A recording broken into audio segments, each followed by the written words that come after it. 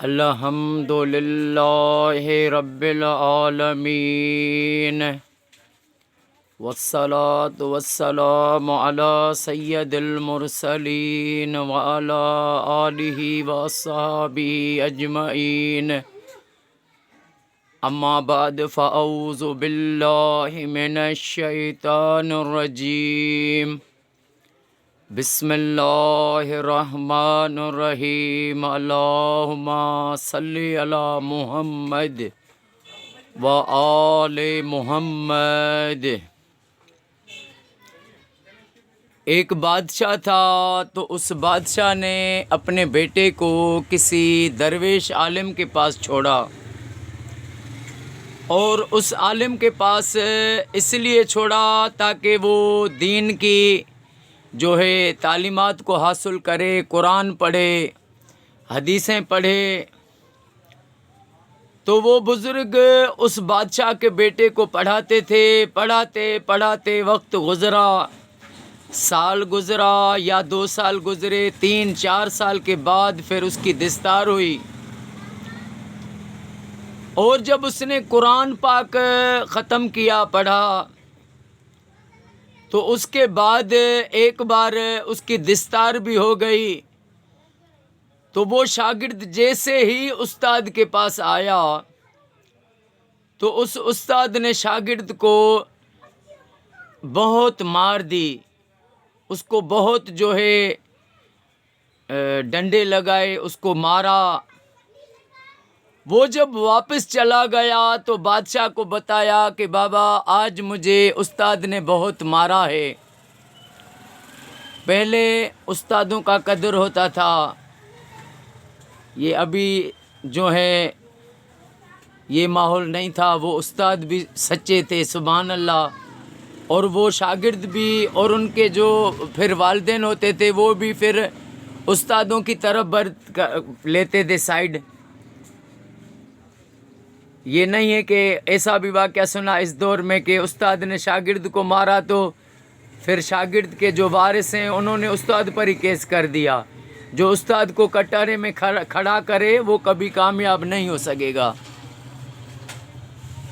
تو بادشاہ نے بیٹے کو کہا کہ اس میں کوئی بات ہوگی، کوئی راز ہوگا تمہیں جو اس نے مارا ہے استاد نے۔ چلے بات کو وہیں پر ہی انہوں نے ختم کر دیا، لیکن اس لڑکے کو یہ بات ذہن میں تھی کہ مجھے بغیر میری غلطی کے، بغیر میرے قصور کے استاد نے مجھے مارا ہے۔ تو ایک بار وقت گزرتے چلا، گزر گیا، بادشاہ جو تھا وہ فوت ہو گیا، تو بادشاہ کی جگہ پر اس کا جو بیٹا تھا وہ بادشاہ بنا۔ جیسے ہی وہ بادشاہ بنا تو سب سے پہلے اس نے اپنے استاد کو منگوایا۔ اب اس عرصے میں 22 سال گزر گئے تھے، اس کا استاد ضعیف ہو چکا تھا، بوڑھا ہو گیا تھا۔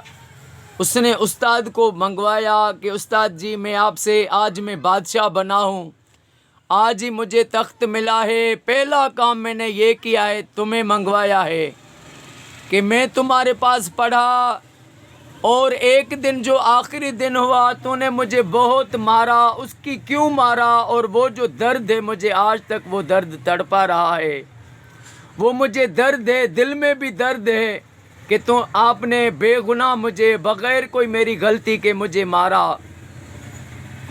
تو استاد نے جواب دیا کہ آج کے دن کے لیے ہی تجھے میں نے مارا تھا۔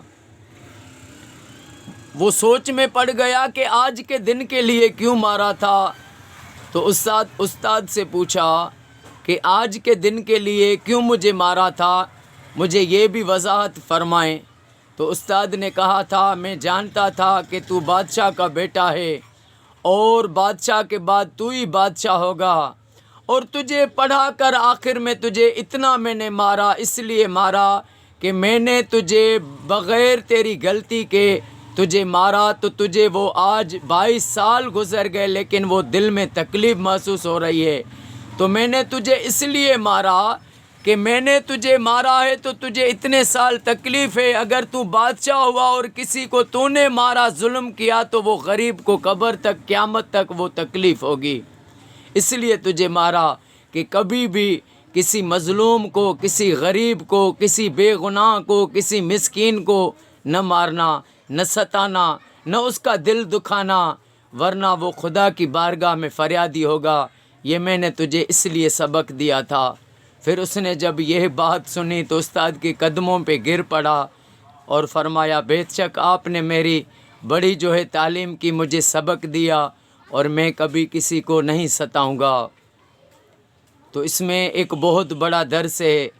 تو جو لوگ اقتدار میں آ جاتے ہیں، یا آفیسر بن جاتے ہیں، یا بڑے پیسے والے ہو جاتے ہیں، تو وہ پھر مغرور ہو جاتے ہیں۔ تو ان کو مغرور ہونے سے ان کو بچنا چاہیے، کسی پر ظلم کرنے سے ان کو بچنا چاہیے، کسی کی دل آزاری کرنے سے بچنا چاہیے۔ جتنا ہو سکے کسی غریب کی مدد کرے۔ دکھائے دل جو کسی کا وہ آدمی کیا ہے، کسی کے کام نہ آئے تو زندگی کیا ہے۔ اللہ پاک ہمیں اما بطول سیدہ فاطمۃ الزہرا سلام اللہ علیہا کے صدقے میں مرتے دم تک درود پاک پڑھنا نصیب فرمائے۔ اللہ پاک معصوم علی اصغر علیہ السلام کے صدقے اللہ پاک میرے آقا کی امت کو فرقہ وارث سے بچائے۔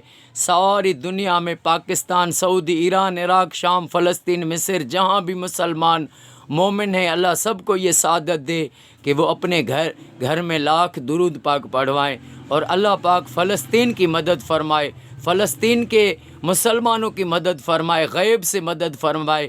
اللہ پاک فلسطین کی مدد فرمائے۔ امام حسن حسین کے صدقے اللہ پاک یہ میری دعا قبول فرمائے۔ السلام علیکم ورحمۃ اللہ وبرکاتہ۔